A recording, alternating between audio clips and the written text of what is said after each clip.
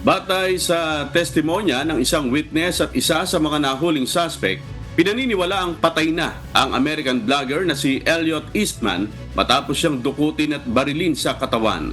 Inihayag ng suspect na itinapon na nila ang katawan ni Eastman sa dagat habang binabaybay ang Zamboanga City papuntang Basilan. Bagamat may mga witness at corroborating testimony, hindi pa rin natagpuan ang katawan ni Eastman kaya hindi pa naisasampa ang kasong murder sa mga suspect.